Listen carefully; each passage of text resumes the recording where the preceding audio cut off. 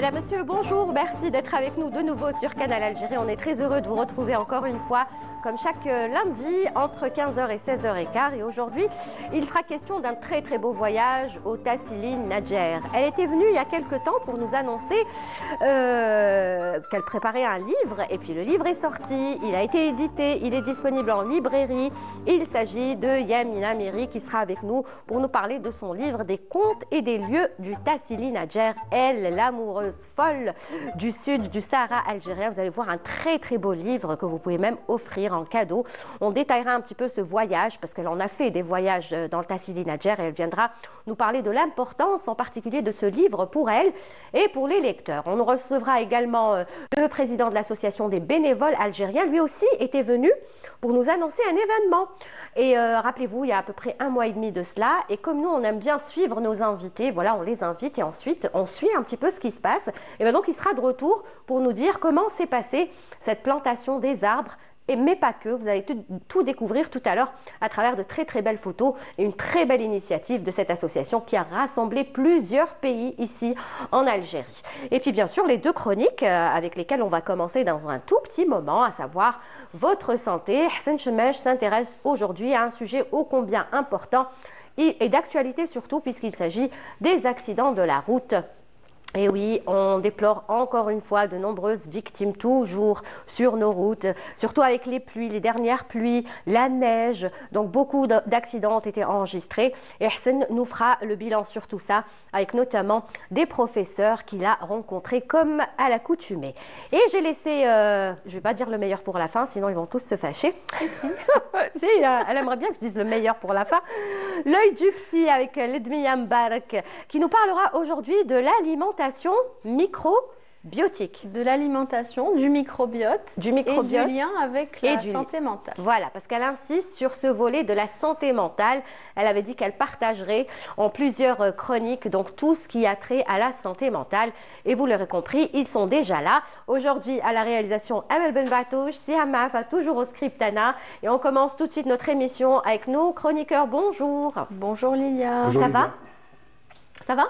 Ça va, ça va. Très bien. Ça n'a pas l'air d'aller, ça, Hassan. Très bien, très bien. Oui, merci, merci. Ledmia aussi. J'aime bien le look bouclé, mais j'aime bien aussi vos cheveux quand ils sont tirés. Ça me va bien aussi. D'accord. C'est 2 styles complètement différents. Oui, ça change de tête. C'est vrai. Alors, on va commencer avec vous, Hassan Chemej, où nous avons déjà on l'a en direct, Siham Maafa. Là, je m'adresse. Hein. Ah, très bien. Donc, on devait avoir un appel téléphonique, mais c'est pas grave, on essaiera tout à l'heure. Je vous expliquerai de quoi il s'agit. Pour le moment, on commence donc avec Hassan Chemej, la chronique Votre santé. Comme chaque lundi, des sujets en rapport avec notre santé. Et quand on parle des accidents de la route, eh ben, c'est en rapport avec notre vie, notre quotidien. Oui, on parle aujourd'hui des accidents de la route. C'est qualifié carrément de terrorisme routier. Alors, selon les services sécuritaires et tous les acteurs qui interviennent dans ce domaine, on enregistre chaque jour, malheureusement, 12 décès sur nos routes. Vous voyez? Minimum. En moyenne. En moyenne, oui. La moyenne de 12 personnes qui décèdent sur nos routes. Et il n'y a pas que les morts, il y a des personnes qui deviennent handicapées à vie. Donc, ces accidents provoquent donc l'handicap. Ça change complètement la vie. Vous voyez. Et selon les services sécuritaires, en fait, c'est pour parler des causes de ce terrorisme routier, en fait, comme à chaque fois, le facteur humain est pointé du doigt, en fait. La vitesse. C'est, en fait, selon les services sécuritaires, il est à l'origine de 97% en fait, des accidents de la route, le facteur humain. Vous voyez? Facteur humain, quand vous dites facteur humain, c'est plusieurs. Hein. Il y a la vitesse, il y a la somnolence, il y a parler au téléphone. Mais bien sûr, quand on dit facteur humain, ça veut dire c'est le chauffeur. C'est des erreurs. En fait, il n'y a pas que le facteur humain, il y a d'autres facteurs que nous allons aborder tout au long de cette émission. On peut parler de l'état des routes, l'état des voitures aujourd'hui, la pièce détachée qui n'est pas aux normes. Donc il y a la contrefaçon, malheureusement. Oui, il y a plusieurs. Alors aujourd'hui, en fait, c'est en fait tout le monde qui tire la sonnette d'alarme devant l'ampleur que prenne ce phénomène. Aujourd'hui, si vous partez au niveau des structures de santé, les services, surtout les services de chirurgie orthopédique, ils sont débordés en fait. ils n'arrivent pas à prendre en charge d'autres pathologies. Ouais. Vous savez, au niveau du service d'orthopédie, il y a d'autres, ils reçoivent d'autres accidents, des accidents domestiques. Mais là, ils sont débordés parce qu'ils reçoivent énormément d'accidentés de la route. Et que c'est urgent de les soigner le urgent. plus vite possible. Ah oui, ils arrivent. On a été à Ben Aknoun, on a été à Tersrayon. Ce sont des services spécialisés, même au niveau du CHU Mustapha, service d'orthopédie. Croyez-moi, ils reçoivent, alors, selon le professeur Zoubir Kara, l'ancien chef de service de l'hôpital Mustapha, on reçoit à Alger, au niveau des 3 hôpitaux, 150 malades jour. Vous imaginez 150 malades. Malades accidentés. Accidentés de la route. Oui, accidentés 150. de la route. Et sur les 150, il y a au moins 10 qu'on opère. Ouais. Ça veut dire que ce sont des malades lourds. Ouais, très vous bien. voyez. Donc on va écouter votre premier interlocuteur. Si Oui, je vous voulez propose d'écouter donc le professeur Zoubir Kara. Il est chirurgien orthopédiste au CHU Mustapha. Depuis des années, on ne fait que crier, parler de ces maudits accidents de circulation et surtout de moto. Vous savez que depuis quelques années, notre pays est en pleine voie de développement et il y a plein de jeunes. Et chaque ambition d'un jeune, c'est d'avoir une voiture ou une moto. Et puis voilà le résultat. Il y a énormément d'accidents de circulation par cause humaine et d'accidents de moto. Je crois que tout le monde est en train de remarquer actuellement que des jeunes sont en train de zigzaguer entre les voitures et c'est inévitable. Quel que soit si, on a des pourcentages. Alors tous les jours, on reçoit des accidents de moto, des accidents graves de moto, des accidents avec des traumatismes crâniens de l'appareil locomoteur et souvent mortels. Et quand c'est des patients qu'on hospitalise pour de grands traumatismes, ça entraîne d'énormes séquelles malgré les différents traitements des équipes compétentes en neurochirurgie, en chirurgie, en appareil locomoteur. Et ce qui est décevant aussi, c'est qu'on reçoit des accidents de moto avec des traumatismes de la colonne vertébrale, et c'est des futurs handicapés à vie, parce qu'ils sont paraplégiques. Et les jeunes ne savent pas ces dangers-là. Donc, il existe énormément. On ne fait que prévenir. Il y a plein d'émissions pour prévenir ces accidents de circulation, mais malheureusement, on reçoit 100 à 150 blessés jour dans tous les services du Grand Alger. Et je ne parle pas des autres services des grandes villes, parce qu'actuellement, la circulation, elle est importante dans toutes les villes, vu le nombre de véhicules et de motos. Et puis, les gens sont épuisés. Quand on a un patient jeune de 19 ans, 24 ans, polyfracturé avec une paraplégie, qu'est-ce que vous voulez attendre? Nous, notre rôle, c'est de prévenir, de faire tout pour les faire guérir, mais avec des séquelles. Et les séquelles, voilà, nous, notre rôle, c'est de prévenir, comme le citait à l'instant le professeur. Donc, il y a des émissions, que ce soit radio, télé, qui sensibilisent, mais pourtant, ce n'est pas suffisant. Ce n'est pas suffisant. Et alors, comme il vient de le dire, il y a aujourd'hui le phénomène des 2 roues. En fait, ça prend de l'ampleur et ça touche la catégorie jeune. Comme le disait à l'instant Ludmilla hors antenne, il y en a de plus en plus. De plus en plus, oui. Et ils ne portent pas de casque. Vous imaginez, donc un accident de moto, lorsqu'on ne meurt pas, on est handicapé à vie. Vous imaginez? Ah oui, c'est la personne qui est la plus, on va dire, au risque d'avoir un accident et de ne pas s'en remettre. Quand on est dans une voiture, on est un petit peu protégé. Le gabarit de la voiture nous protège un petit peu. Oui. Mais une moto, c'est les genoux, c'est la tête, vous voyez, donc c'est irréversible. Alors, vous avez rencontré un autre... À Ben Aknoun, le professeur... Vous les connaissez tous? Oui, le professeur Mustapha Yacoubi, qu'on salue. Alors, lui, il défend, en fait, il parle chaque fois de ce phénomène. Il reçoit énormément de malades à Ben Aknoun. C'est un hôpital de référence qui reçoit énormément de malades. Alors, lui aussi, il tire la sonnette d'alarme devant l'ampleur que prennent les accidents de la route dans notre société. Professeur Mustapha Yacoubi. Très bien, on y va. Il y a aussi cette notion qu'on voit depuis quelques années, ces accidents-là de moto, des 2 roues, qu'on en voit. Et sachez que c'est hyper dangereux. L'accident de moto, oui, c'est multiplié par 10 si on est dans un véhicule. Là, on est à l'extérieur, on est voilà, donc exposé à des traumatismes multiples et graves. Et rajoutant à ça, c'est que ces accidents, souvent, on voit ces jeunes qui ne dépassent pas les 23 ans, on a remarqué entre 17 et 23 ans, et ne portent jamais de protection. Rien, ni cas. Voilà, donc ni casque, ni rien du tout. On l'aura compris, ils ne portent pas de protection, ces jeunes, ils sont livrés à eux-mêmes et pourtant ils savent qu'il faut porter un casque, ils savent qu'il faut porter tout le matériel qu'il faut. Et pour eux, moi j'avais rencontré des jeunes quand je faisais une émission, ils me disaient oui mais ça coûte trop cher, j'ai pas envie d'acheter un casque homologué, je préfère acheter juste un casque pour me protéger, sachant que ce casque ne va pas le protéger. Les conséquences après sont graves en fait. Quand il y a un accident, vous imaginez un jeune de 19 ans, comme il vient de le dire, 25 ans, 30 ans, c'est toute une famille, en fait le programme de la famille qui est chamboulé, vous imaginez. Donc l'impact sur la société, c'est toute une famille. J'aimerais faire réagir justement sur ce point notre psy, l'œil du psy sur ça. Vous êtes d'accord quand il dit que toute une famille est chamboulée parce que vous en avez reçu des cas d'accidents? Oui, bien sûr, c'est-à-dire que la personne, elle est soit handicapée ou en tout cas elle est dépendante de sa famille, ce qui est lourd à gérer pour eux, non seulement c'est-à-dire physiquement parce que il faut peut-être porter, moralement parce que c'est quand même lourd, non seulement d'avoir cette charge, mais de penser à l'avenir de son enfant et qu'est-ce qu'il va devenir, etc. Et aussi financièrement, c'est pas évident. Donc très souvent, on accompagne, en tout cas psychologiquement, toute la famille. Oui, c'est ça. J'étais dans une structure de santé, j'ai rencontré un jeune de 30 ans, justement, victime d'accident de la route. Le professeur, il me dit, c'est bon, je dirais, il reste handicapé à vie, vous imaginez. Il y avait, à côté de lui, il y avait sa maman, elle était abattue, et c'est un jeune, en fait, il a un enfant de 6 mois, vous imaginez.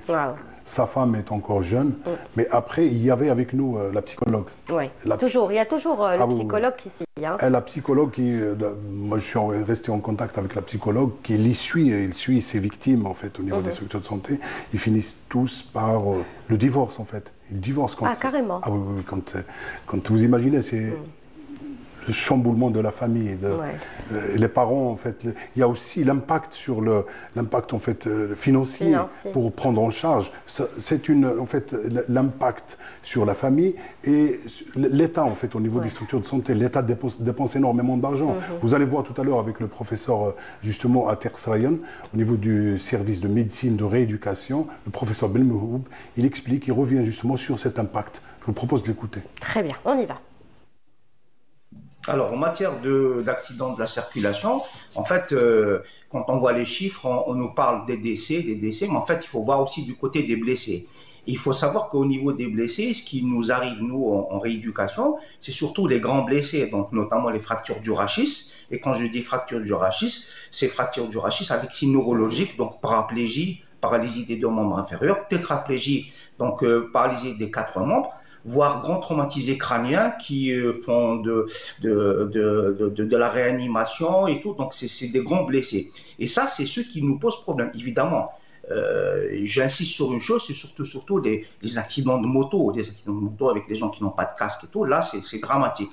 Maintenant, la prise en charge, évidemment, il y a un circuit, ils passent par les urgences, ensuite ils sont opérés et après, ils arrivent en rééducation. Il faut savoir que pour un patient comme ça, qui est lourd, minimum, il faut 5 personnes qui s'en occupent. Il faut un médecin, il faut 2 ou 3 aides-soignants, il faut un infirmier, il faut des kinésithérapeutes, des ergothérapeutes. Et donc, c'est vraiment assez lourd. Et là, je peux vous dire une chose, c'est que en fait, les hospitalisations peuvent durer. Ça peut aller jusqu'à 4 mois, 5 mois. Alors, s'il y a des complications type escar et tout, ça peut aller jusqu'à 1 année. Et c'est vraiment très, très, très, très lourd comme prise en charge. Sans parler de l'impact sur l'environnement de ces patients, parce qu'en fait, c'est des patients qui ont des parents, alors il y a les dents, il y a la famille, et ça, c'est alors du jour au lendemain, une personne sort pour aller pour travailler, puis se retrouve handicapée sur un lit, et ça, c'est vraiment dramatique. Voilà. C'est le mot qu'il faut, c'est dramatique. Vous savez, pour lutter contre ce phénomène qui prend de l'ampleur, c'est en fait l'affaire de tous dans notre société. Tout le monde à son niveau doit être mobilisé, doit jouer son rôle. Et ça, on n'arrête pas de le dire. J'insisterai sur l'école. L'école aujourd'hui peut jouer un rôle important en fait. Commencer dès maintenant à sensibiliser les enfants. Mais ce sont les hommes et les femmes de demain. Le premier cours a été donné sur la sécurité routière. Un cours dans les écoles. Un cours par an, c'est insuffisant. Il faudrait qu'il y en ait beaucoup. Il faut qu'il y ait au moins un cours par semaine au niveau des écoles pour sensibiliser les enfants. Oui, Ludmilla. Ce qui serait intéressant, c'est, j'imagine qu'ils doivent passer un permis. Donc c'est au niveau des auto-écoles, c'est de ramener peut-être, de sensibiliser aux accidents, c'est-à-dire les conséquences des accidents, ramener peut-être des jeunes qui ont été handicapés pour témoigner, c'est-à-dire concrètement qu'ils voient cette personne, parce que ça leur paraît loin en fait. C'est non, pas pour nous, ça se passe ailleurs. Mais là, de s'identifier quand même à quelqu'un de leur âge, de leur milieu, enfin je veux dire dans cette société. D'ailleurs, c'est ce qu'on a fait aujourd'hui. On a transition toute faite, elle vous a donné la transition sur un plateau d'argent. Une personne, on a rencontré au niveau d'une structure de santé un jeune de 36 ans, victime d'accident de la route. Alors aujourd'hui, il est à l'hôpital Teqsraïen depuis 4 mois. Vous imaginez, 4 mois à l'hôpital. Il était à bord d'une voiture. Son papa est décédé sur le coup. Oh là là. Et lui, maintenant, c'est un... D'accord. Il est actuellement à Teqsraïen. Donc ce témoignage qu'a recueilli donc Hassan Chemmeche pour Canal Algérie et pour l'émission Souriez, vous êtes sur Canal. Écoutez-le bien, écoutez ce qu'il va dire.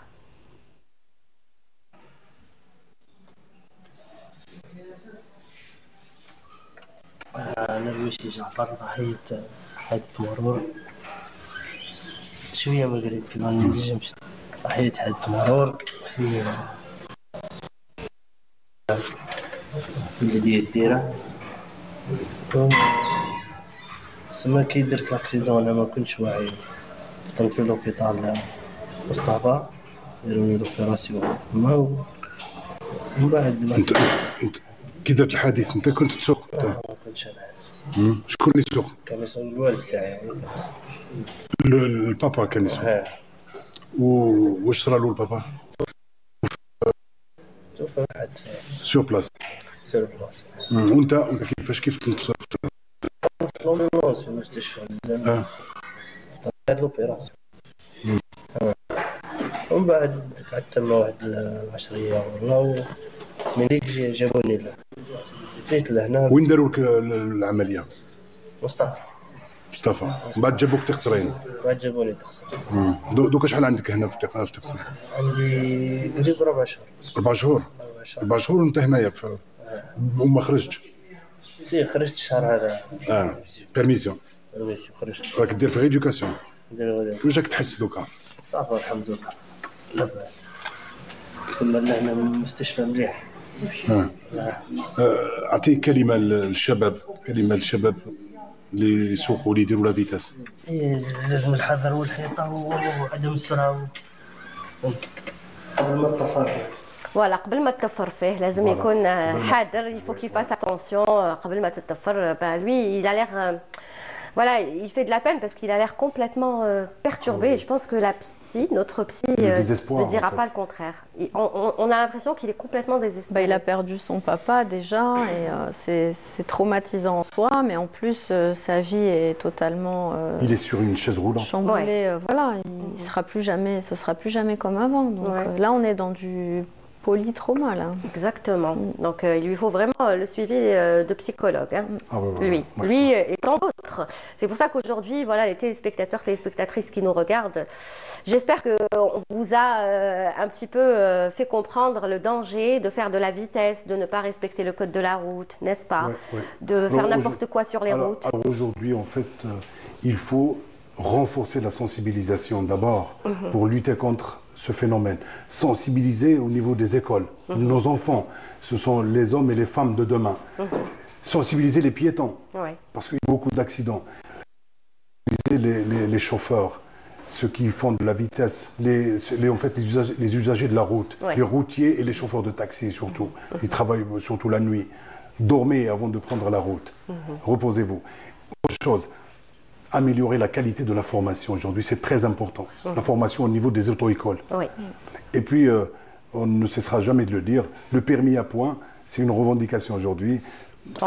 Ça peut en fait limiter un petit peu, réduire le nombre d'accidents. Oui, mais en attendant le permis à points, il faut faire tout ce qu'on peut pour éviter tous ces accidents. Il faut qu'il y ait plus de rigueur sur nos routes. Les services sécuritaires doivent en fait sanctionner, parce que la sanction est là, c'est quand même ses fruits. Très bien, ce sera le mot de la fin, Hassan. faites attention. Voilà, surtout faites attention parce que la vie, on n'en a qu'une. Moi, hier, en fait, il commençait à pleuvoir. Croyez-moi, j'avais peur. J'étais au volant. Et en fait, de Babzoar jusqu'à Alger, j'ai compté 5 accidents. Hier, parce qu'il commençait de pleuvoir. C'est dangereux, c'est ce qui est dangereux. Quand il pleut, ça glisse. C'est comme du savon. Et croyez-moi, moi, j'avais vraiment peur. Quand j'ai vu un camion, un grand camion. Vous êtes avec nous. Voilà. Vous avez été, vous avez fait ce qu'il fallait. Voilà, donc j'espère que vous ferez attention sur la route. C'est tout ce qu'on vous demande parce que les accidents, il y en a tous les jours, comme le disait à l'instant Hassan Chemèche, et sensibiliser. Apparemment, ça ne suffit pas, mais nous, on le fait. C'est notre rôle en tant que média. Et puis, vous aussi, il faut que vous y mettiez du vôtre. C'est ça, ne faites pas de la vitesse, respectez le code de la route, mettez le rouge sur la route. Et le sommeil, dormez bien. Le sommeil, on en a parlé la semaine dernière avec notre psy. Donc, essayez de dormir convenablement. Et justement, on passe tout de suite à l'œil du psy avec Lidmi Mbarak qui ne va pas parler de sommeil, mais plutôt d'alimentation, qui est en rapport direct avec la santé mentale. C'est ça. C'est-à-dire que jusqu'à présent, très souvent, quand on parle d'alimentation, on connaît le lien avec la santé, on va dire, physique. Donc, on sait que manger équilibré, ça nous aide à être en forme, voilà, physiquement, etc. Mais ce qu'on connaît moins, c'est le lien avec la santé mentale. Et particulièrement l'état de nos intestins, notre microbiote. Qu'est-ce que c'est? En fait, l'intestin est rempli de milliards et de milliards de bactéries. Des bonnes bactéries nécessaires pour le bon fonctionnement de notre intestin. Et donc, cet intestin est relié à notre cerveau, à travers un nerf qui s'appelle le nerf vague. Et il faut savoir que nous avons 80% d'informations qui passent donc du corps vers le cerveau et seulement 20% du cerveau vers le corps. Et donc ça nous dit qu'on peut, en agissant sur notre corps et notamment notre intestin, on peut agir sur notre cerveau. Et donc c'est en rapport direct. C'est en rapport direct. Aujourd'hui, on ne peut plus, comme avant, différencier l'esprit et le corps, la tête. Ça va ensemble. Les deux sont complètement liés. L'un va influencer l'autre et vice-versa. Et là, vous ciblez beaucoup plus l'intestin. Là, je vais cibler l'intestin parce que donc cette microbiote-là, l'état, on va dire, la bonne santé de notre microbiote va dépendre de notre alimentation, entre autres.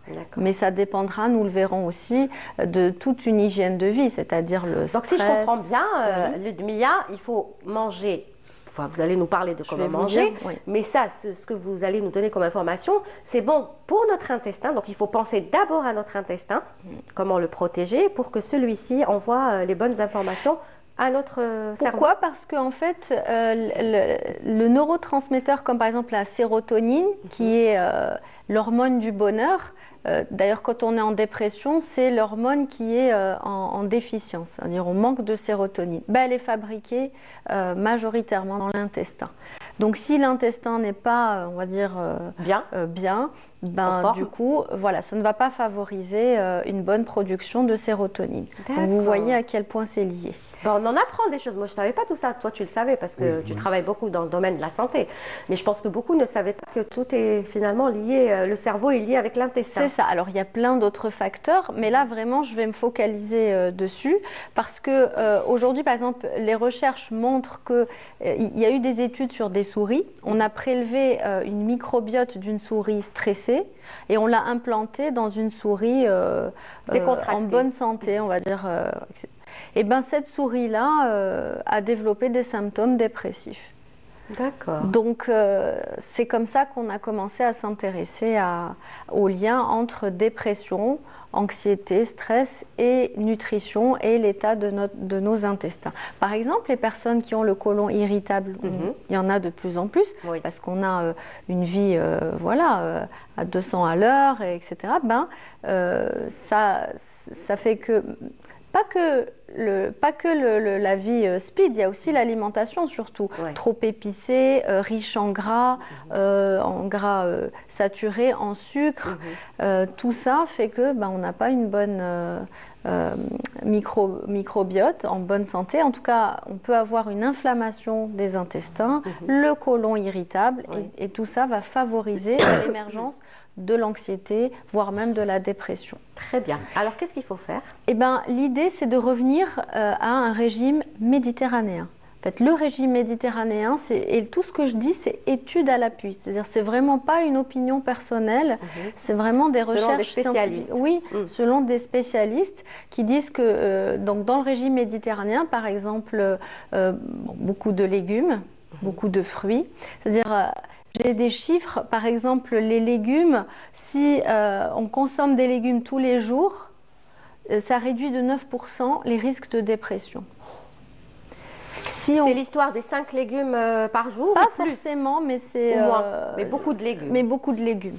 Après, ce n'est pas des légumes qu'il va falloir cuire avec de la crème fraîche, du beurre, etc. L'idéal, ça serait que ce soit le moins transformé possible. Soit à la vapeur, soit cru. Tout à fait, avec de l'huile d'olive, par exemple. Voilà, on évite ces huiles-là. On parlera des oméga 3 aussi dans un instant. Elles permettent aussi un bon fonctionnement neuronal. D'accord. Et donc, forcément, une meilleure santé mentale. En ce qui concerne les fruits, pareil, les fruits, la consommation quotidienne de fruits diminue de 15% les risques de dépression, ce qui est énorme. Et ça a un rapport avec les fibres. Dans les fibres, il y a ce qu'on appelle les probiotiques, et donc c'est ça qui va favoriser une bonne santé intestinale. C'est-à-dire, on pense souvent à manger des fruits et des légumes pour notre santé, pour bien se porter, ne pas avoir contracté beaucoup de maladies, mais on ne pense pas finalement à notre cerveau. C'est ça. Et là, vous nous dites que quand on mange beaucoup de fruits et beaucoup de légumes, on va bien se porter. Oui, c'est-à-dire que autant diriger nos actions vers quelque chose qui est bénéfique pour nous. Parce que parfois, on pense faire le bon geste, on veut bien faire, on va se faire voilà, un jus de fruits, par exemple, le matin, et c'est trop sucré.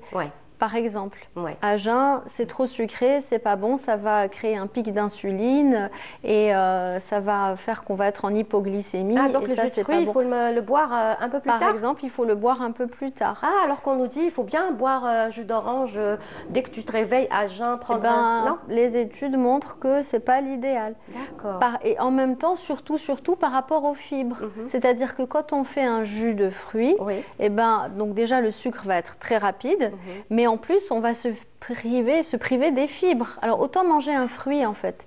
L'orange, au lieu de la presser, il vaut mieux la manger entière. Ça, avec mon ses papa fibres. me le dit souvent. Il me dit, pourquoi tu fais un jus d'orange? Mange-la comme ça, l'orange. C'est mieux. C'est ça. Donc, c'est vrai. Donc, c'est totalement vrai. Il a raison. Donc, les fibres qui sont contenues dans les fruits vont nourrir les bonnes bactéries. Il y a les prébiotiques, les probiotiques, c'est-à-dire tout ce qui est, par exemple, yaourt, le lben, tout ce qui est fermenté en fait, même les légumes fermentés, les cornichons, des choses comme ça. Voilà, fruits, légumes, tout ce qui est oléagineux aussi. L'idée c'est de diminuer toute l'alimentation raffinée. La farine blanche, qui n'est pas bonne pour nous, pour notre santé. Aujourd'hui, on mange non pas pour bien se nourrir, mais pour se faire plaisir, ce qui n'est pas non plus on peut se faire plaisir une fois de temps en temps. Mais manger que pour nourrir cette espèce de circuit de la récompense, au bout d'un moment, on va le payer, surtout avec le sucre. D'ailleurs, on le voit, les enfants sont de plus en plus, comme on dit, hyperactifs, ils n'arrivent pas à se concentrer. Et c'est beaucoup lié au sucre, à leur consommation de sucre. Donc là, il va falloir revoir ça également. Très bien. Donc, les oméga 3, pour revenir dessus, là, ce sont des acides gras essentiels pour le bon fonctionnement de notre cerveau. Par exemple? Les sardines. Sardines, maquereaux, saumon, voilà. Ce sont des aliments qui ceux qui peuvent, le saumon, ça coûte cher. C'est pas tout le monde qui peut se permettre. Oui, évidemment. Mais la sardine, déjà, et des fois, elle coûte très cher. Donc, mais il n'empêche, un petit peu déjà, ça va. C'est ça. Diminuer la viande grasse Et favoriser le poisson. Et favoriser le poisson avec les acides gras. Avec un petit bémol parce qu'aujourd'hui, il y a de moins en moins de poissons sauvages et le poisson d'élevage, il est moins riche en oméga 3. Donc là aussi, le tout est vraiment essayer de faire un équilibre avec ce qu'on peut. Mais sachez que l'oméga 3, cet aliment-là, c'est celui qui a été le plus étudié dans la dépression. Et c'est celui qui a donné de meilleurs résultats dans le traitement de la dépression. Est-ce que prendre, après, je ne sais pas, vous n'êtes pas une spécialiste aussi de la nutrition, mais peut-être que vous avez l'info, parce que moi, on m'a déjà dit que consommer des boîtes de conserve de sardines, c'est aussi efficace que de manger une sardine fraîche. Parce que quand elle est bien conservée et tout. Donc pour ceux, par exemple, qui n'ont pas les moyens d'acheter tout le temps des sardines qui, des fois, coûtent très cher, on peut se contenter d'une boîte de sardines en boîte de conserve. Tout à fait, ça marche aussi. Après, tout dépend, c'est-à-dire, mon petit bémol, c'est le sel. Si c'est trop salé, si c'est trop transformé, ça peut nuire un petit peu aux propriétés nutritives. Voilà, mais sinon, ça peut très bien faire l'affaire. Même des boîtes de macros, même ça marche bien. Donc, si on résume, beaucoup de fruits et légumes, beaucoup oméga 3, c'est ça. Tout ce qui est produits laitiers, enfin fermentés. Yaourt, le bun, je sais pas comment on dit le petit lait.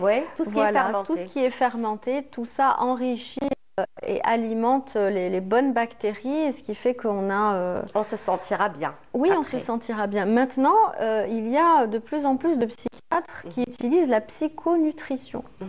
Par exemple, le zinc aussi a un très bon effet sur la dépression. La vitamine D. Voilà, donc là, ce sont des micronutriments essentiels. On pourrait faire une thématique sur ça aussi. On pourrait faire une thématique sur ça. Ce sujet-là, vraiment, je le survole, mais il est très dense, vaste. Et, En tout cas, le magnésium aussi. Oui, le magnésium, contenu dans les bananes, par exemple. Donc vous avez cité les fruits, les fruits et les légumes, vous allez les trouver, noix, les noix, les fruits secs. Les fruits secs, oui. Très bien. En tout cas, moi, j'en ai appris. Je ne savais pas que notre estomac était en rapport direct avec notre cerveau. Ah, mais oui, Merci direct. pour l'information. Mais je vous en prie, l'idée, c'est de manger de plus en plus de produits bruts. Et de diminuer, voire d'arrêter les produits Il y a en ce moment, ce qui est tendance, c'est les noix du Brésil. Qui viennent du Brésil. On en vend ici. Oui, j'en ai vu. Apparemment, c'est riche en sélénium aussi. Donc, tout à fait. Oui, ça se voilà, donc suivez les conseils du psy, de notre psy qui à chaque fois nous apprend de nouvelles choses. Faites attention à votre estomac pour bien faire attention aussi à vos émotions et à votre cerveau, n'est-ce pas? C'est ça. Voilà. Vous savez, juste un complément d'information. Vous avez parlé de la boîte de sardines. Pourquoi c'est bien en conserve? Pourquoi c'est bien de la manger? En fait, il faut la manger parce que en fait, l'arête de la sardine, elle devient mou. Donc, elle est très riche. Elle devient molle. On peut la manger. Très bien. On peut la manger dans les arêtes. C'est pour ça qu'on invite les gens à manger les arêtes. Oui, les arêtes, oui. Très bien. Les arêtes, elles sont très très riches. Moi, enfin, je les mange même quand c'est de la sardine. Poisson frais. Ah oui, c'est du poisson. Oui, quand elle est petite, la sardine. Quand elle est petite, oui. De toute façon, la petite sardine, elle est meilleure que la grande. La grande. La petite, oui. Très bien. Merci, Ludmilla Mbalk, pour toutes ces informations précieuses. Et puis, on se retrouve donc lundi prochain. Avec plaisir. Avec une autre thématique, toujours en rapport avec la santé mentale. Oui, toujours. Et Hassan aussi. On se retrouvera avec plaisir lundi avec une nouvelle thématique. Très bien. Merci à vous deux pour toutes les informations précieuses que vous nous apportez chaque lundi. Eh bien oui, ils sont spécialistes chacun dans son domaine et on est content de les avoir dans l'émission. Allez, tout de suite, on va écouter une chanson, la toute dernière de Fatah Ben Lala, qu'on salue. Lui, il est de l'autre côté de la Méditerranée. Il vient de sortir une magnifique chanson qu'il a écrite spécialement pour sa fille. Il y en a peut-être beaucoup qui vont se reconnaître dans cette chanson. Vous vous rappelez de Fatah Ben Lala, celui qui chante Ya Moulati Ya Lala. Mais il sort franchement un titre qui est pas mal. Regardez. Voilà, vous restez avec nous. Nous sommes toujours en direct avec deux nouveaux invités. Mais tout de suite, place à l'appel à la prière à Dan Al-Asr à Alger et ses environs. أعوذ بالله من الشيطان الرجيم إن الصلاة كانت على المؤمنين كتابا موقوتا صدق الله العظيم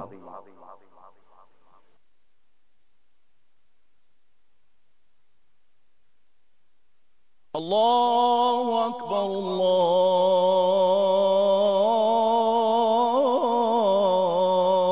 الله أكبر أشهد أن لا إله إلا الله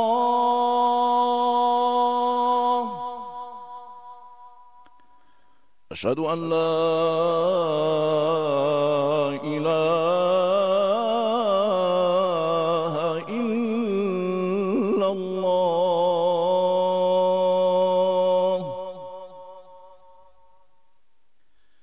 أشهد أن محمدًا رسول الله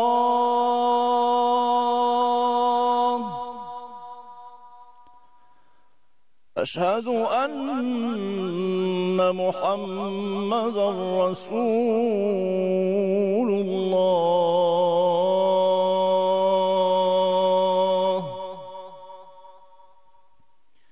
حي على الصلاة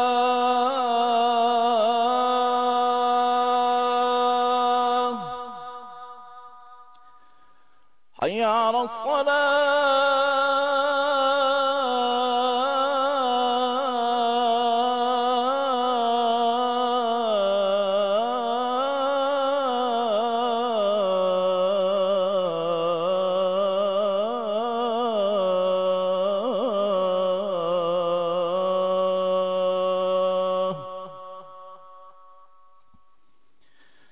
حي على الفلاح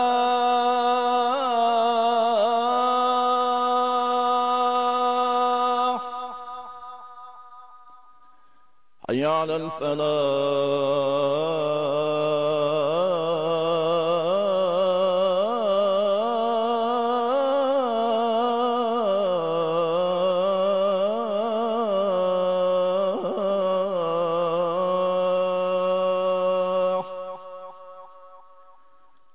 الله أكبر الله أكبر لا إله إلا الله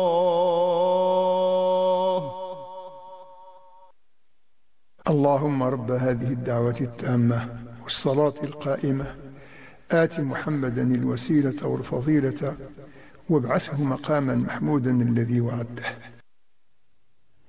Taqabbal Allahu salat al-jami'. Nous sommes toujours en direct sur Canal Algérie dans votre émission Souriez, vous êtes sur Canal. Après les deux chroniques, on a parlé de sécurité routière, on a parlé de santé mentale et de notre alimentation. Là tout de suite, on va parler du désert. Chacun va en parler. Mais en fait, j'ai même pas fait exprès de vous rassembler ensemble. C'est incroyable, hein, le hasard fait bien les choses. Oui. Parce que tous les deux vont parler du sud. Enfin, une va parler beaucoup plus du Tassili Nadjer et puis l'autre invité va parler de Adrar. Alors, j'ai le plaisir de le recevoir tous les deux. Chose promise, chose due, elle était venue pour nous dire que son livre sera bientôt en vente, qu'il sera bientôt édité. Eh bien, c'est bon, c'est fait. Des contes et des lieux du Tassili Nadjer, signé par l'autrice Yamina Miri Ait Abdelmalek, que voici, que voilà. Et on va en parler dans quelques instants. On s'accompagne. Voilà, on voit l'affiche du livre. Elle est magnifique, elle est très très belle. Et elle décrit un petit peu, quelque part en tout cas, tout l'amour que vous avez pour la région du Sud et notamment du Tassili Nadjer. Bonjour Yamina Miri Ait Abdelmalek. Bonjour Lydia. Ça va? Un plaisir d'être là avec vous. Merci de revenir avec le livre cette fois-ci. C'est avec plaisir, c'était promis. Voilà, chose promise, chose due. Vous tenez votre promesse. Oui. Alors, nous avons avec nous aussi Karim Benhamer, qui était venu lui aussi il y a quelques temps pour nous annoncer un événement qui devait se dérouler à Adrar. Ça a été fait, ça a été une réussite et on va y revenir puisque je rappelle que vous êtes président de l'Association nationale des bénévoles d'Algérie. Ouais. Bravo pour tout ce que vous faites en tout cas. Madame, et merci pour l'invitation. Eh ben, il fallait qu'on suive un petit peu ce qui s'est passé. On annonce, mais après on voit ce qu'il y a eu comme résultat. C'est vrai, effectivement. Merci Très bien. On va en parler dans quelques instants. Je vais commencer par vous. Honneur aux dames, bien évidemment, avec Yamina Miri Ait Abdelmalek. Donc ce livre tant attendu, des contes et des lieux du Tassili Nadjer. Oui. Vous en êtes tellement fière de ce livre, tellement contente. Oui, j'en suis fière, je le dis. Parce qu'il y a très longtemps que j'y travaille. Il faut savoir que j'ai commencé à écrire les textes en 2013. Ah ouais, quand même. Donc c'est vraiment un livre qui a fermenté, il s'est transformé. Ouais, il y a eu des changements, il y a eu des changements. Tout à fait, tout à fait. Et donc, كما نقولوا بالعربية شيء كيفاش يقولوا الشيء المليح يطول يطول. بصح كاين لا سويت لو كان يطول بزاف يسمط. Absolument. J'espère que ماشي on va s'arrêter à الشيء مليح يطول. C'est bien, خير. Exact. Donc c'est un petit peu mon bébé, oui effectivement. Ouais. Et j'y ai mis mon cœur, j'y ai mis beaucoup de connaissances, il y a eu beaucoup de recherches, beaucoup de voyages, beaucoup de travail en amont, beaucoup de voyages, effectivement, beaucoup de discussions sur les lieux. Oui, effectivement, il y a beaucoup de choses dans ce livre. Mais en fait, c'est quoi votre secret, votre amour, cet amour que vous avez tant pour le Tassili Nadjer, pour le Sud d'une manière générale, et peut-être en particulier pour le Tassili Nadjer? Écoutez, oui, et effectivement, c'est un amour que j'ai pour Sahara en général. Mais j'ai eu la chance, en fait, d'aller au Tassili Nadjer. J'ai commencé à y aller en 2008. Et j'en suis tombée follement amoureuse. Je ne pouvais plus aller nulle part. Écoutez, bon, je ne sais pas si vous connaissez, mais c'est enchanteur. C'est enchanteur. Je dis toujours que le Tassili Nadjer, c'est la région de tous les superlatifs. C'est merveilleux, c'est grandiose. C'est apaisant. C'est apaisant, c'est silencieux, c'est curatif. Ça fait même du bien au corps et au mental. C'est vraiment, c'est des lieux en fait qui inspirent. Et moi, ça m'a inspiré ce livre, ça m'a inspiré 6 jours sur le plateau. Et il y en a d'autres, il y a des projets. Encore sur le Sud? Oui. Toujours sur le... Vous allez vous spécialiser, parce qu'on n'a pas, je crois qu'on n'a jamais eu une autrice ou un auteur qui s'est spécialisé sur une région, c'est-à-dire qui n'a écrit que sur ça. Peut-être que vous allez faire l'exception? Non, je ne pense pas faire l'exception parce que j'ai un autre projet quand même. Je suis en train d'écrire autre chose en parallèle. J'ai toujours des projets en parallèle. D'accord. Non, je ne vais pas me spécialiser, mais il faut dire que quand même, j'ai approfondi mes connaissances. D'accord. Sur le Tassili Nadjer, sur le Tassili du Hogar aussi. Peut-être que vous allez aussi nous dévoiler des informations qu'on ne connaît pas forcément. Oui, peut-être. Oui. Par exemple, dans votre livre, parce qu'on rappelle que ce sont des contes et des lieux. Alors, contes et lieux, en fait, ça va ensemble. Hein. Ça va ensemble. Des contes et des lieux. Pourquoi je tenais à mettre des contes et des lieux? Parce que j'ai fait en sorte que chaque conte se déroule dans un lieu particulier du Tassili Nadjer. Donc avec le nom, et j'ai utilisé des noms en tamahaq, c'est-à-dire de la langue des Touareg, parce que je voulais mettre en avant aussi cette culture. Mettre en avant le patrimoine archéologique, mettre en avant le patrimoine naturel, la faune et la flore, rare, qui a disparu. On est en train de voir quelques photos, illustrations, les illustrations de Nelia Salah. Oui, et j'avais dit, la dernière fois, vous nous aviez montré 2 ou 3 illustrations. Oui, que j'avais ramené en exclusivité. En avant-première, Voilà, en avant-première. Et moi, j'étais tombée amoureuse de ce fennec. Il est magnifique. Par exemple, c'est bon, on le trouve maintenant dans votre livre. Mais pour moi, après, ça n'engage que moi. Et je trouve qu'il n'y en a pas assez des illustrations. J'aurais aimé en avoir plus parce qu'elles sont tellement belles, ces illustrations, que je ne sais pas, peut-être qu'il aurait fallu beaucoup plus d'illustrations. Vous l'avez vu comme ça, votre livre? Alors, je vais répondre à votre question, Lilia. J'avais pensé en faire plus. Mais en fait, le conte doit aussi éveiller l'imagination de la lectrice ou du lecteur, qu'il soit petit ou grand. Donc, et plus il y a d'illustrations, plus on frustre et on freine l'imagination. Donc je voulais un petit peu équilibrer. Vous constatez qu'il y a quelques illustrations, il y a des dessins aussi. Oui, il y a des dessins que j'ai calqués avec une application sur mes photos de peinture et gravure rupestre que j'ai fait moi-même. Oui, celle-là on l'a vue, Voilà. Il y en a une de... Et je voulais laisser libre cours aussi aux lectrices et aux lecteurs. Celle-là, par exemple, elle est magnifique, cette illustration, celle de la caravane. La caravane Inmourouden, ça c'est le conte de Inmourouden, c'est une légende Inmourouden, parce qu'il y a 2 légendes qu'on m'a racontées dans le livre. Très bien.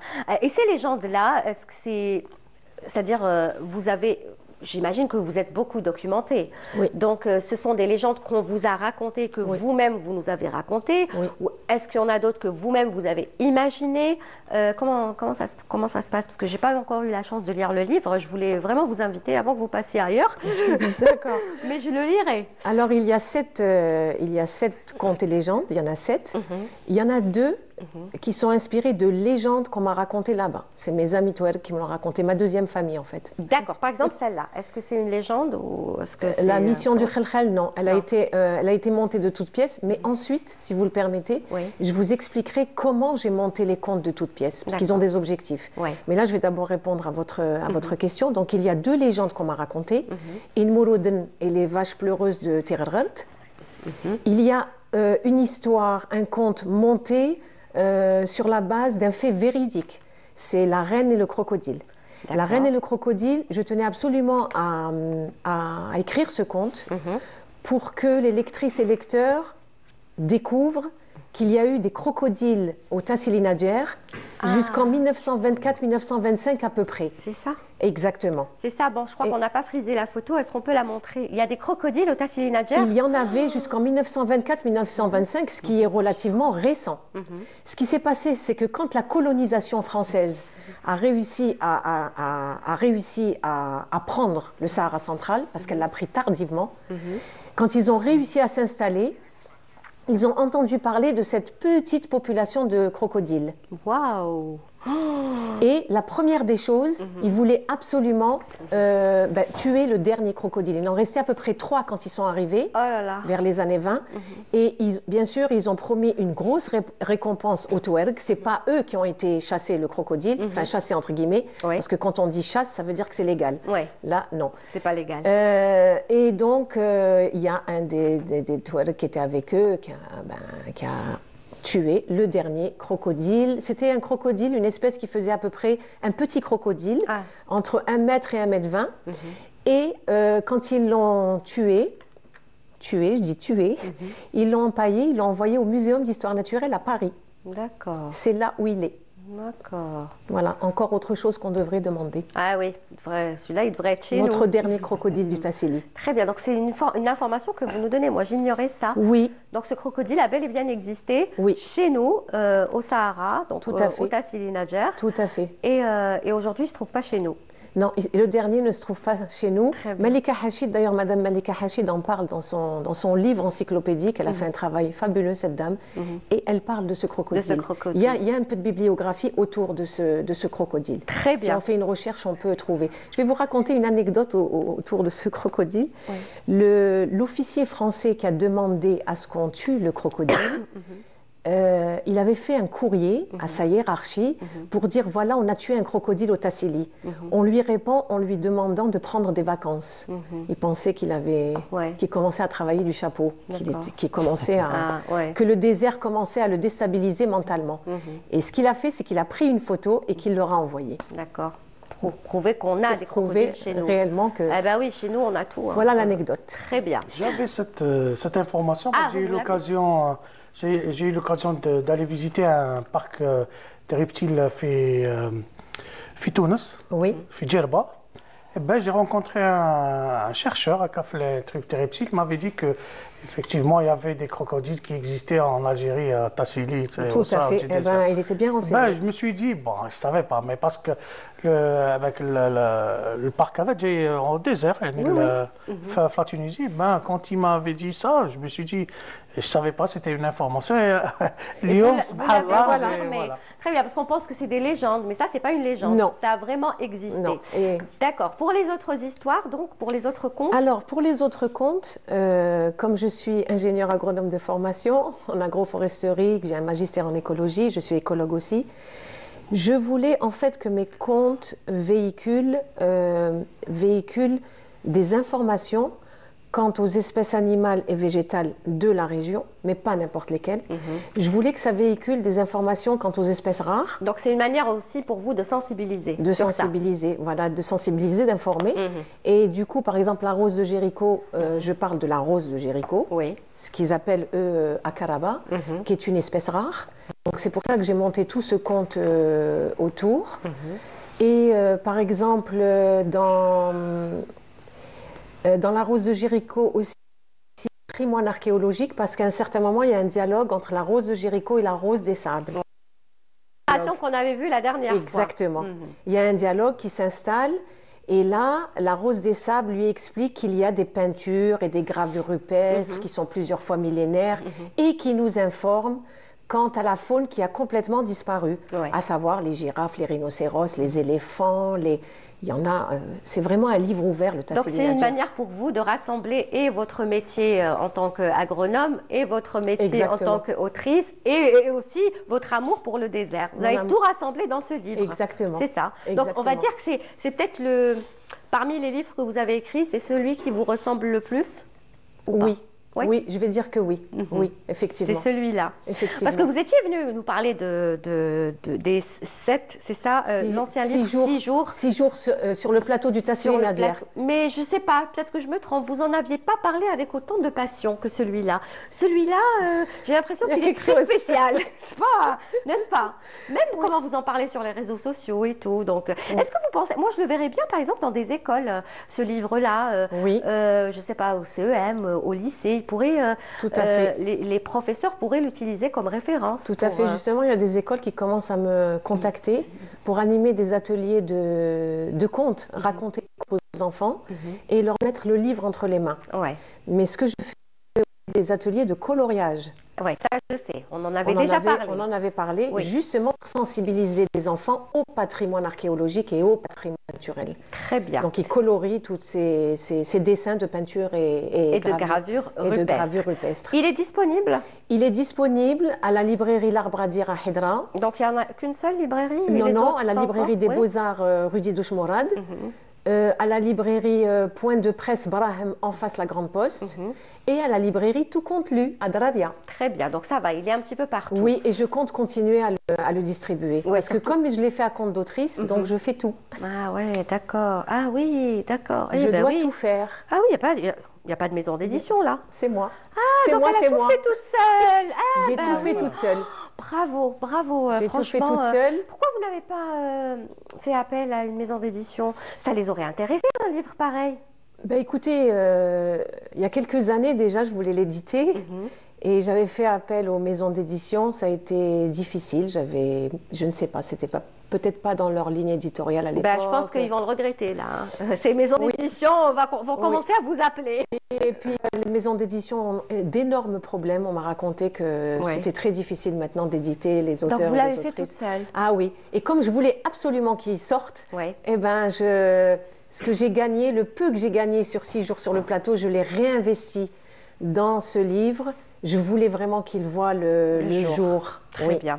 Eh ben, j'espère que vous serez récompensés pour ça. On le retrouvera dans toutes les librairies, que des futures maisons d'édition feront appel à vous pour d'autres livres, d'autres projets.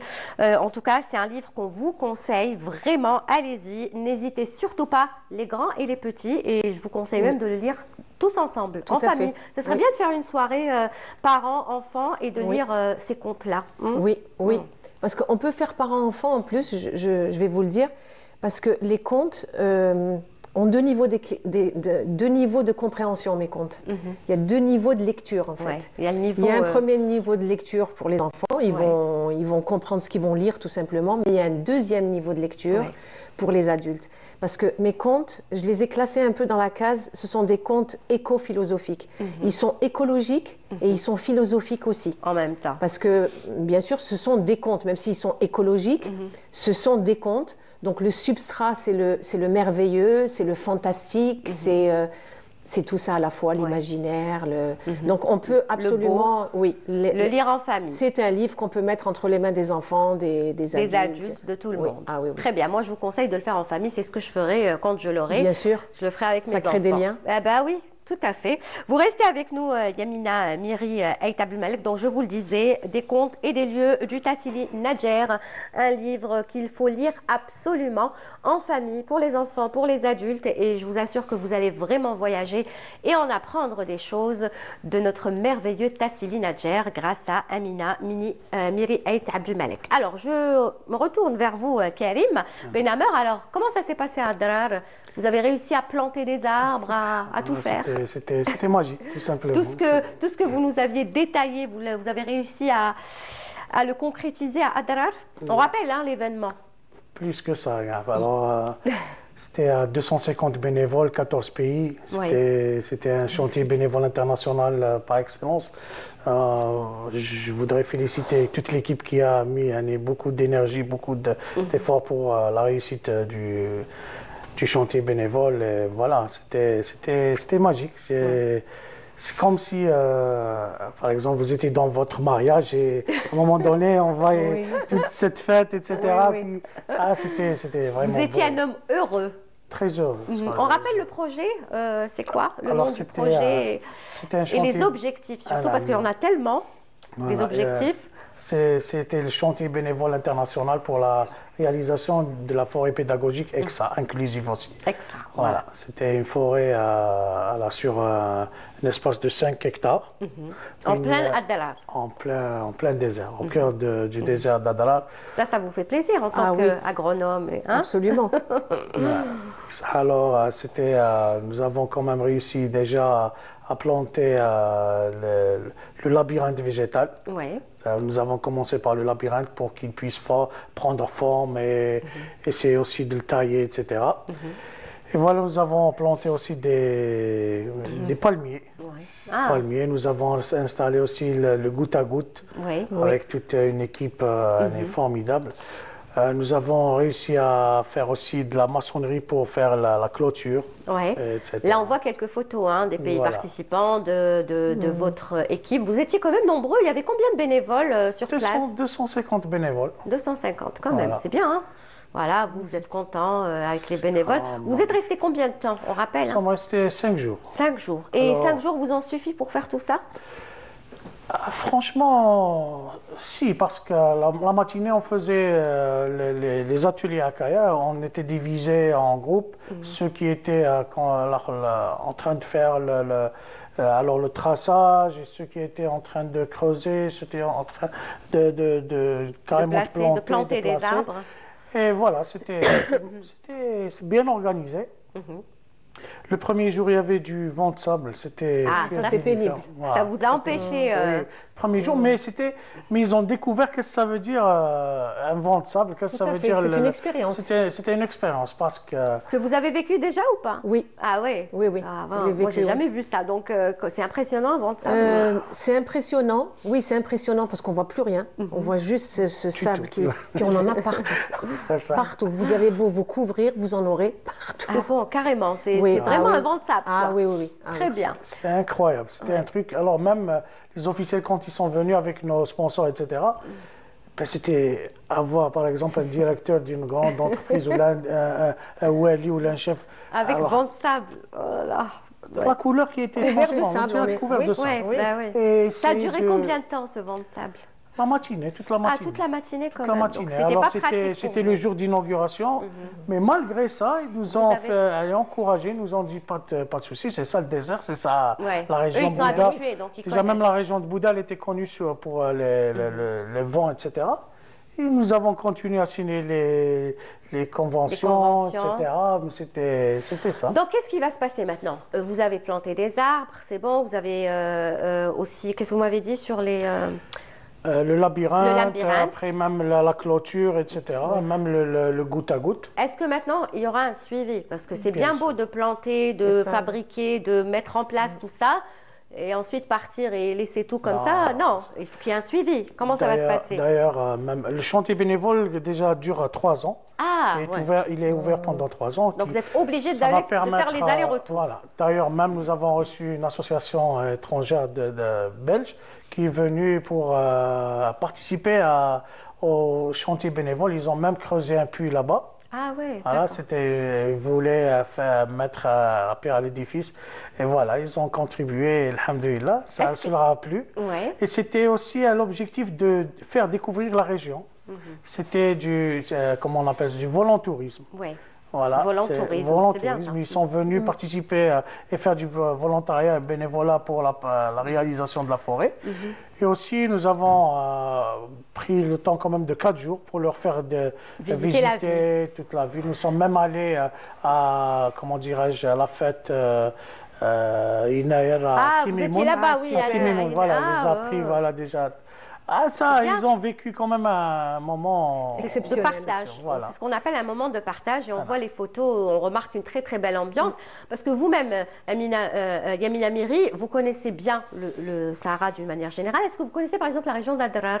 Parce que Adrar, c'est vrai qu'on sait que c'est une grande ville, une belle ville, mais ce n'est pas une ville qu'on irait visiter en premier si on veut aller faire le sud algérien. Beaucoup vont commencer par Janet, Timimoun, Tamanrasset. Et pourtant, Adrar, vous y étiez, c'est une ville agréable, j'imagine, qu'on peut découvrir. Et surtout, on va découvrir des endroits qui sont merveilleux. C'est la plus belle ville du désert. Voilà. Tout simplement, parce que j'étais bluffé. Que je voulais l'entendre dire. Moi, j'étais bluffé par rapport à tout ce qui était caché, comme qsar, comme endroit, comme c'est ça, c'est que paysage. Peut-être qu'on n'en a pas fait la promotion autant que les autres villes du désert. Du tout, parce que nous avons le confort d'une ville déjà, parce que la wilaya d'Adrar, comme c'est une grande ville, quand on la compare par exemple à Béchar ou à Tindouf ou la Ilizi ou la Tamanrasset, c'est pas la même chose. Déjà les grandes, peut-être. Limite, peut-être la ville de Ghardaya, peut-être elle est belle aussi, là, parce qu'elle c'est une ancienne et aussi bien organisée, etc. Oui. Mais sinon, la ville d'Adrar, quand même, avec les maisons rouges et tout ce qui est les arcades, etc., c'était beau.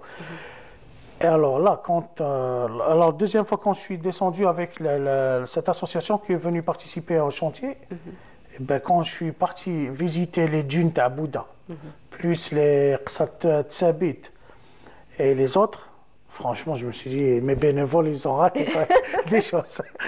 Parce que nous avons été accueillis par le PAPC de Bouddha, il nous a fait visiter quand même les dunes, les oasis. Donc vous avez découvert vraiment ce qu'est Adrar. C'est ça. Mais quand même, on était 250, pourquoi on n'est pas venu visiter ces gens de... Comme quoi, il faut aller découvrir nos belles villes du désert. Et vous aussi, vous devriez donc aller à Adrar. Peut-être que vous aurez un coup de cœur pour Adrar. Figurez-vous, Lilia, que je ne connais pas le sud-ouest. Ah, voilà. Et là, je suis en train de monter des ateliers de coloriage, justement, pour faire bénéficier les enfants du sud-ouest. Je suis en train de chercher à contacter des associations, justement, pour m'y rendre et pour pouvoir leur faire profiter de ces ateliers. Ça, c'est très brave. Je suis en contact et j'attends des réponses pour eux. Je voudrais faire un peu tout le pays, en fait. C'est bien, pour faire plaisir à tous les enfants. À tout le monde. Et puis, il y a des objectifs. C'est la sensibilisation, c'est éducatif, je leur offre un petit moment de bonheur. Un moment ludique. Est-ce que, pardon, je reviens vers vous, est-ce que, par exemple, ce livre-là, ce serait bien aussi que vous alliez le conter, le raconter au Tassili Nadjer, avec des enfants du Tassili Nadjer, de Tamanrasset. Ce serait bien qu'ils aient leur livre, finalement, c'est leur livre. C'est exact. Là, j'ai commencé. Oui, vous avez raison, Lilia, quand vous dites que c'est leur livre, parce que c'est grâce à eux, tout ça. C'est en fait l'objectif. En fait, ce livre est né parce que à un certain moment, au bout de quelques années, je me suis dit, tout ce que j'ai reçu de cette région, de ces personnes extraordinaires, il faut que je leur rende. Mais d'une manière, j'allais dire entre guillemets, d'une manière intelligente, d'une manière constructive. Et c'est pour ça que j'ai pensé à écrire des contes. D'accord. C'était ça, en fait. Très bien. Moi, j'aimerais bien qu'un jour, vous alliez le lire là-bas. C'est prévu. C'est au programme. Oui, c'est au programme. Là, je vais le lire. Non, c'est prévu. C'est prévu. Là, je commence par les écoles d'Alger qui m'ont contacté. C'est lire les contes. Je l'avais fait à la maison de jeunes de Baïnem, vous vous souvenez? Tout à fait. Avec Madame Al-Razza. Exactement. J'avais commencé là-bas. Et là, je continue. Très bien, j'espère que votre livre va voyager partout. Inch'Allah. Prenez le temps de le faire voyager et d'en faire en profiter tout le monde. Et là, je fais un appel, j'en profite. Un sponsor. C'est que je cherche, un traducteur ou une traductrice, parce que je voudrais le traduire en arabe. Ah, très bien. Donc l'appel est lancé. Si vous voulez, on peut faire un appel. Tant que c'est pour la culture et pour les enfants. Je voudrais le traduire en arabe. C'est un appel. Qui soit entre les mains d'un maximum de personnes. Très bien. Donc voilà. Donc Yamina Miri Ait Abdelmalek, avec son livre Que vous voyez des contes et des lieux du Tassili Nadjer, aimerait le faire traduire en arabe. Donc allez-y, si vous êtes intéressé, vous pouvez nous contacter ou la contacter. On sera un plaisir de le faire pour vous. Voilà. Alors Karim, prochaine étape, c'est quoi pour l'association? Alors, prochaine étape par rapport à Drab là, Non, par rapport à tout. D'accord. Alors, nous prévoyons d'organiser un forum international sur le handi-tourisme, sur le tourisme adapté, et essayer de faire en sorte et de promouvoir la destination Alger comme ville adaptée à recevoir les personnes à mobilité réduite. Ça sera, Inch'Allah, la deuxième semaine du mois d'avril. Vous reviendrez? Bien sûr. Donc à chaque fois quelque chose, vous venez. Alors, ça sera un truc où nous allons nouveau. C'est un truc unique. Même quand nous avons parlé à l'école supérieure de l'hôtellerie, de la restauration, l'Orassi, ils ont accueilli le projet. Merci pour la pub, mais bon, c'est pas grave. Continuez. Un hôtel d'Alger. Non, c'est une hôtel, on a une école nationale. Là. Ah, d'accord. L'école supérieure du tourisme. L'école supérieure du tourisme. L'école supérieure de tourisme. Très bien. Voilà. Qui est là-bas, oui. Très bien. Voilà. Que ce soit clair. Allez-y. Voilà. Aussi par rapport aux autres, au ministère du Tourisme aussi qui a approuvé ça, même le ministère de la Solidarité aussi. Parce qu'on rappelle, pour ceux qui n'étaient pas avec nous la dernière fois quand vous étiez venus, on avait montré des photos formidables et des vidéos même de tout le travail que fait votre association pour les personnes à mobilité réduite. Donc, tous ces personnes, ces jeunes que vous emmeniez carrément nager dans l'eau, dans la mer, vous les avez portés grâce à l'appareil que vous avez construit vous-même. Le Loisirix, c'est le fauteuil Loisirix, c'est le fauteuil roulant flottant. Vous l'avez construit vous-même, ça il faut le dire, et franchement chapeau. Et ils étaient aux anges, hein. Ils étaient tellement heureux, vous leur avez fait tellement de bien ce jour-là. Voilà, c'est pour cela que l'objectif c'est de promouvoir la destination Alger, parce que déjà quand on fait ça, c'est qu'on va quand même déterminer un circuit touristique adapté aussi, bien sûr. Adapté, et aussi encourager les restaurateurs, les hôtels, faire travailler tout le monde aussi. Même le transport aussi. On aimerait bien avoir un transport adapté. Aussi, par exemple, pour les applications, etc. Peut-être ils vont introduire ce genre de transport. C'est un forum qui va durer sur combien de temps? 2 jours. Et aussi, ce qui est bien, c'est que nous avons même introduit un concours pour les startups, pour les nouvelles idées. Alors, ce sera un concours pour 5 groupes, parce qu'il y aura 5 ateliers. D'accord. Et voilà, l'idée, c'est au moins dans chaque atelier, ils vont sortir une idée à investir pour améliorer la question, l'objet de l'atelier. Par exemple, soit le transport, soit l'adaptation urbaine, soit les hôtels, les restaurations, soit... Très bien, l'essentiel, quelque chose qui soit adapté... Voilà, c'est ça. Même la formation. Parce que la formation pour les personnes... les accompagnateurs ou là, comment on appelle ça, les auxiliaires de vie, ou là, les accompagnateurs ados il faut qu'ils soient aussi formés. Voilà, c'est ça. C'est pour cela que nous allons inviter, Inch'Allah, les professionnels, les voyages adaptés. Très bien. Même le Canada, même la Suisse, même... De toute façon, vous reviendrez nous en parler. Bien sûr. Là, on l'annonce, donc ce sera après Ramadan. Après Ramadan, Inch'Allah. Et Ramadan, j'imagine que vous aurez un programme pour Ramadan. Ramadan, Inch'Allah, Matam Rahma à Thème, où chaque soirée, 1 heure avant le Maghreb, nous allons faire de la, comment on appelle ça, de la sensibilisation sur différents thèmes, soit pour les usagers de la route, j'imagine. Les usagers de la route. Vous reviendrez. Je vous dis ça pour savoir s'il y aura des sujets pour vous réinviter sur Ramadan, parce qu'on sera là. On vient et on revient. Ah oui, faites les allers-retours, c'est bien, parce qu'on apprend toujours. Ramadan, vous reviendrez. La première semaine, je vous inviterai, comme ça vous nous donnerez tout votre programme de Ramadan, puisqu'on sera là aussi Ramadan l'après-midi. D'accord? Merci Karim Belhammer d'être venu, et bravo pour tout ce que vous faites, vous, ainsi que tous les bénévoles de l'association. Yamina Miri, merci d'être venue aussi. Avec plaisir. Voilà, sinon le monsieur, il va pas être content. Donc voilà, on le salue. Je vais paraphraser mon ami Pierre Al-Abhil, il faut toujours cultiver l'émerveillement. Et l'émerveillement, on peut le cultiver par rapport aux contes et on en a besoin, grands et petits. Ah ben, bravo, vous avez bien résumé tout le travail que vous êtes en train de faire. Allez, une dernière fois, des contes et des lieux du Tassili Nadjer, le dernier livre donc de Yamina Miri Ait Abdelmalek, qui est son coup de cœur, notre coup de cœur, et qui, je l'espère, sera votre coup de cœur. Et ce livre, voilà, on espère qu'il voyagera un petit peu partout en Algérie. On arrive à la fin, c'est ça ? Est-ce qu'on peut me confirmer qu'on est à la fin de l'émission? Oui? Yes. Très bien. Merci beaucoup à vous deux. À très bientôt. Merci à vous, Liliane. On se retrouve prochainement. Dès que vous avez une actualité, vous serez les bienvenus. On arrive à la fin, quant à nous, de l'émission. Merci à vous tous de nous avoir suivis. Amel Ben Batouj était à la réalisation aussi. Hamafa au script. Anna, toute l'équipe de la régie numéro 7 à leur tête. Souhila, bien sûr. Et Madame Mebarki, Rdouane, tous les autres. Rappelle-moi ton prénom. Kamel. Voilà, Kamel. Ainsi que tous les autres. Voilà. Et on vous donne rendez-vous dès dimanche et lundi prochain avec toute l'équipe de l'émission Souriez. Vous êtes sur Canal. Bonne semaine à vous. À très vite. Ça passe tellement vite.